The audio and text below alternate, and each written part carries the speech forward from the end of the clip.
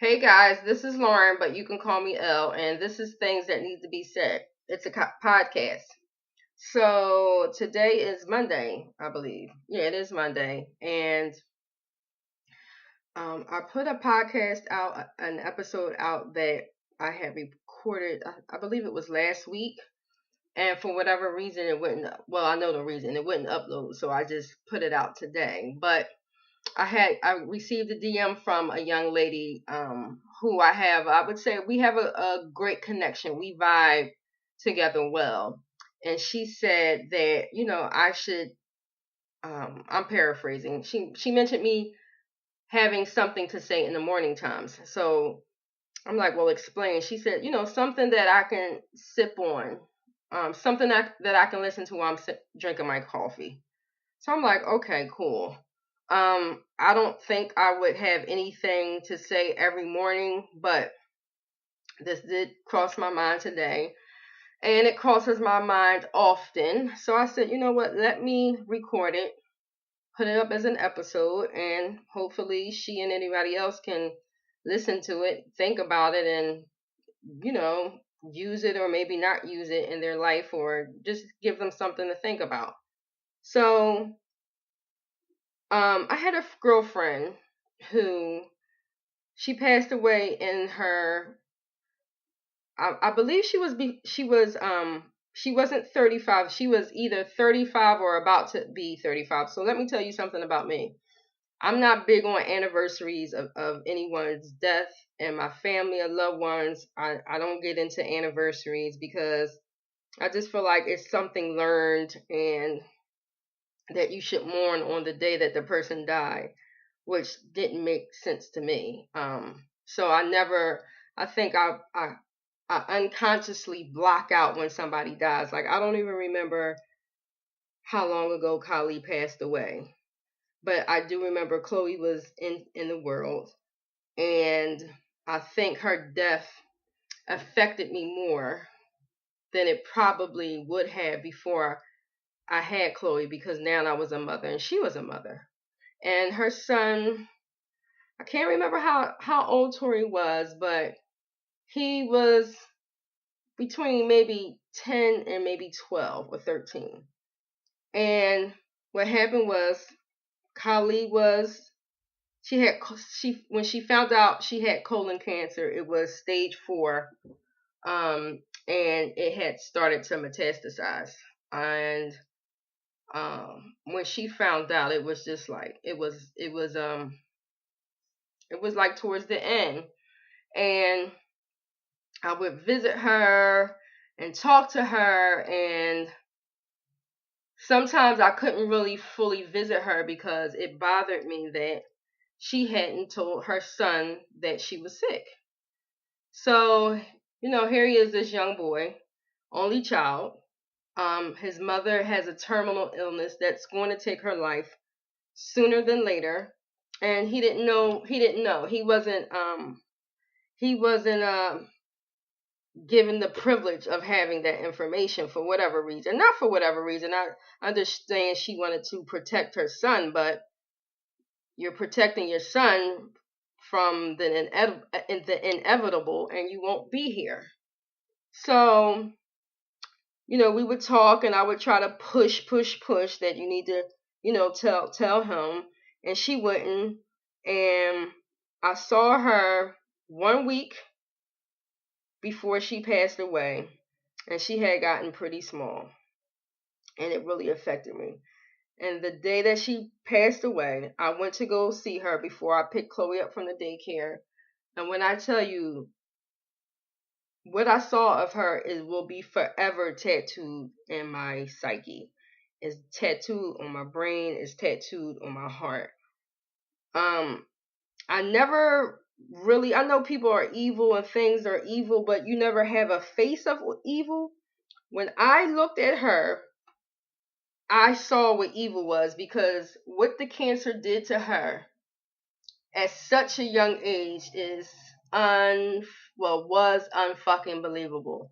And I didn't cry when I didn't cry there because I know even though she didn't die, I knew she was, you know, She possibly could have hurt me, and I know that from experience of my father when he was sick and everybody thought he couldn't hear, and when he came out of it, he told us all what we were saying, and when I was crying on him right before he passed, a tear, he started to cry. So I didn't want to put that on her. I stayed strong, but once I got to the daycare to pick up Chloe, I just broke down because I'm like, God damn, what the fuck is going on? And she passed away, and it did a fucking job on her son. I think he's graduating. He graduated from high school. He might be in his first year of college, or he's about to graduate. But when I tell you, it did a job on him because he felt as though as he got older, he got counseling, and I believe that he said that he was upset that his mother didn't tell him that she was sick.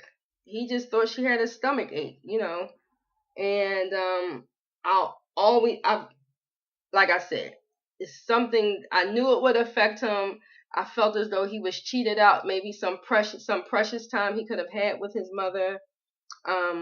I understand that we don't want to talk about death to our children because you know maybe they're too young, but her death, her passing definitely has aided in the way that I raised my daughter, because my daughter is the only child. I have a small family. I have a mom. My father passed away. I have a stepfather.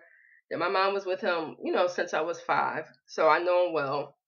And I have a younger sister, and I have aunts, and they have like 1 or 2 children. So I just think about if I die before my mother, she'll have my mother, but my mom has cancer. She has brain cancer, and she's just not the same.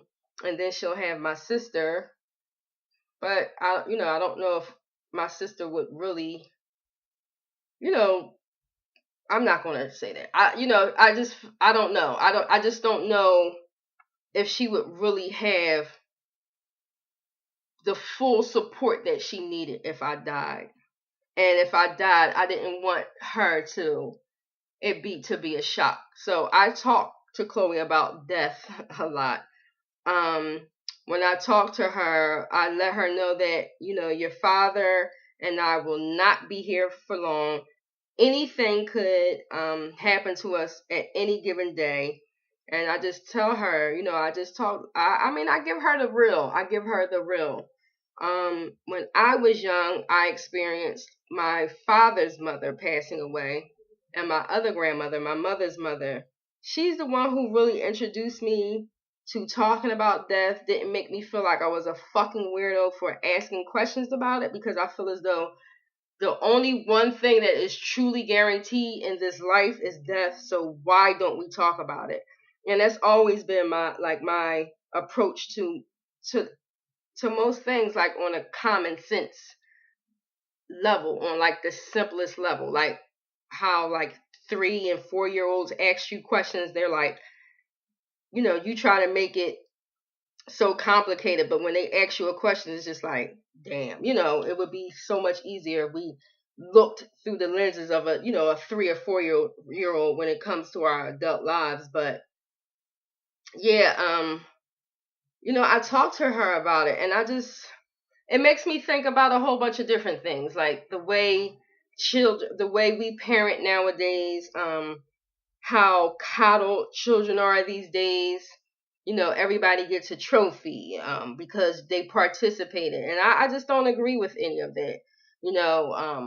Not telling your child no. I don't agree with any of that, because I know that this world it's brutal. This is a brutal, brutal, brutal system that we live in, especially in this country.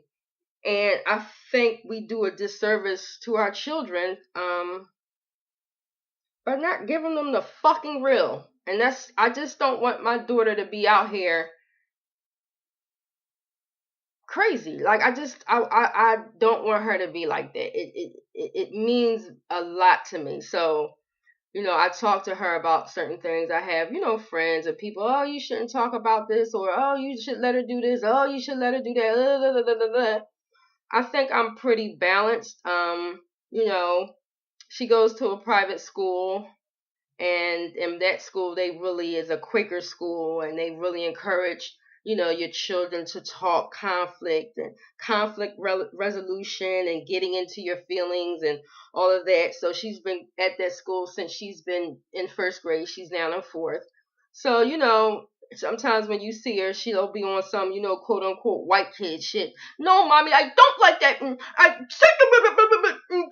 let her live. I let her live because I think about how we were raised for generation after generation after generation after generation. And I think that black people, we want everybody else to acknowledge that we come from slaves and slavery, but in certain aspects, we don't want to acknowledge it the way that we should for the betterment of ourselves. So, we beat our children, and I feel as though we beat our children because we were beat as slaves.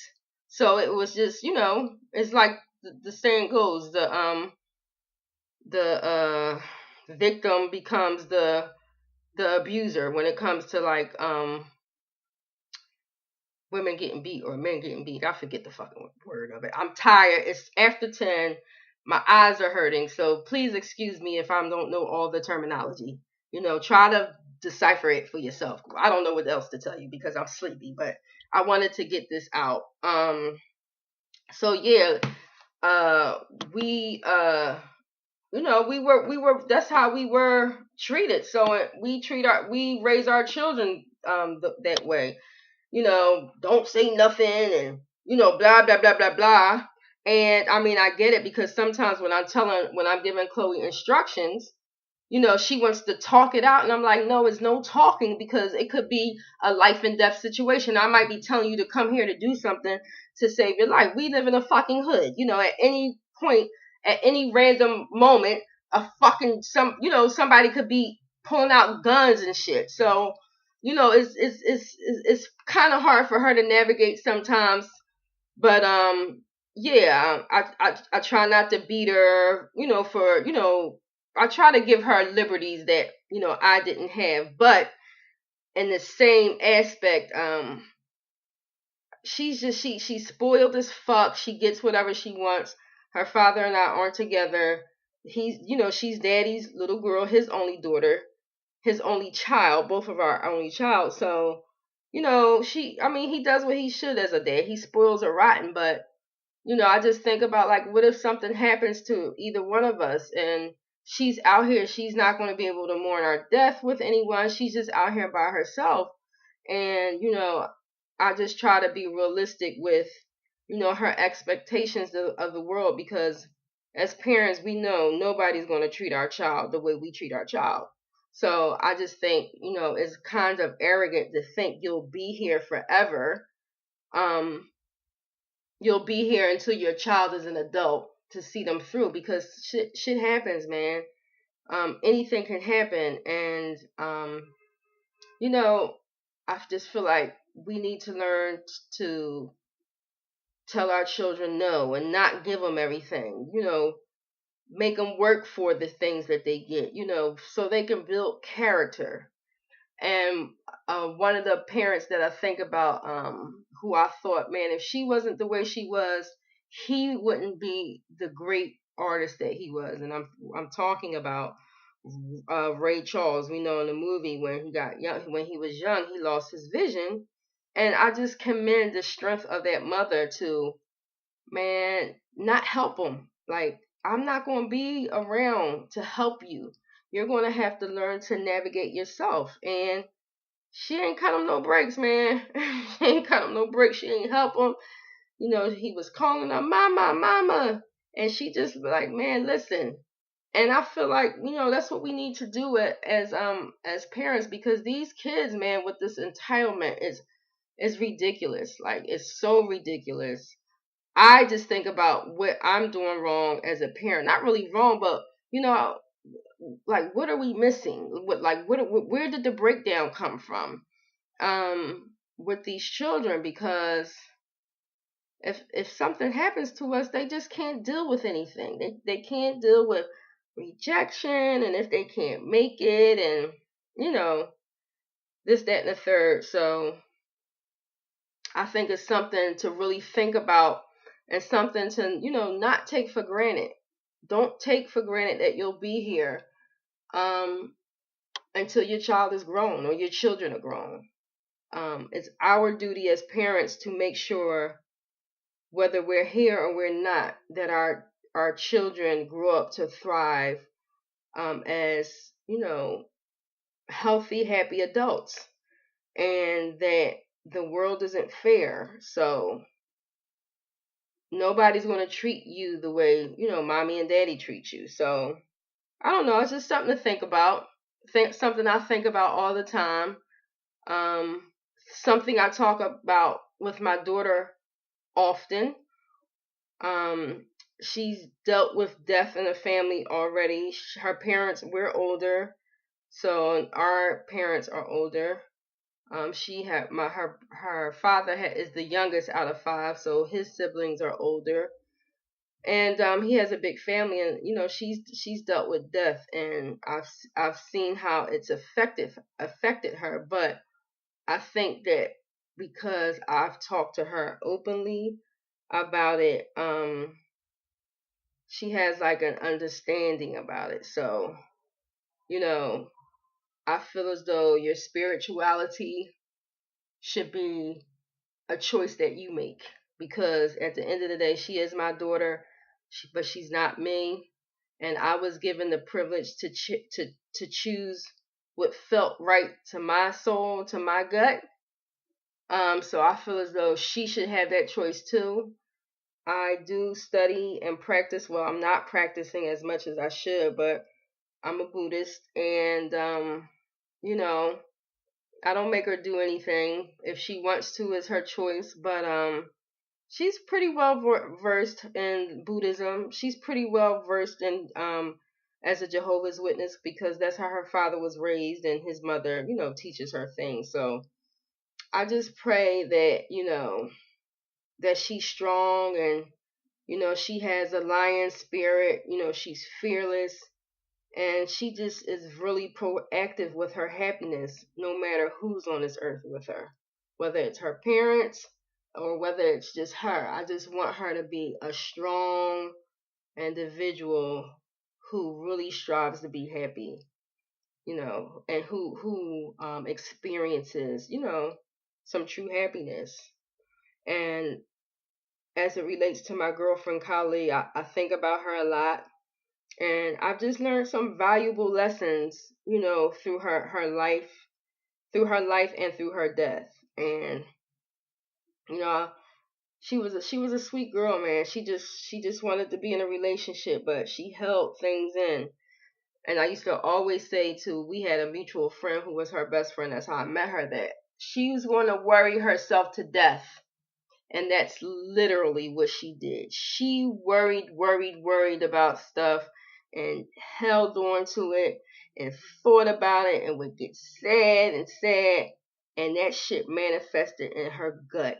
And she got fucking colon cancer, and she died from that shit. So, if you have anything that you're holding on to, or, you think is so bad, man, get a professional, talk to somebody, let that shit out, because your thoughts mean something. The way you think, it means something. It's very, very important, and we take it for granted. Um, your mind and your body is connected. It's one. It's one, and the mind is a very, very powerful thing. Your mind can manifest shit that you probably wouldn't think it could. If you see a person, I said this in one of my old last episodes, that people who have like mental illness, and you'll see them on a hot day with a winter coat on, and you're like, what the fuck? I know they're hot as shit, but you might see them walking and they're not even breaking a sweat. And it's just because that mental is controlling it some way. They tapped into something, and I feel as though you can hold on to something and just be so depressed and down with something that it'll tap into something not positive. It can be a negative thing. And when I was told she had colon cancer, I wasn't surprised. And it tore me up because I'm like, damn. All she had to do is just let shit go. All she had to do is not worry about stuff. All she had to do was like really talk to somebody. And I believe in my heart, I can't prove it, but I just feel like in my gut, she would still be on this earth and her son would have a different type of reality. So, you know, learn from my girlfriend, colleague, through her life and her death, man. Talk to your children. I know it's hard, but it's something that needs to be done. And let shit go, man. Let it go. Let it go. Because if I don't know anything, if it's one thing that I do know is that it's gonna be okay. You're gonna get past it, and the shit goes on, man. So that's KoKo's coffee. I hope you like it, girlfriend, and I hope it gave you something to think about.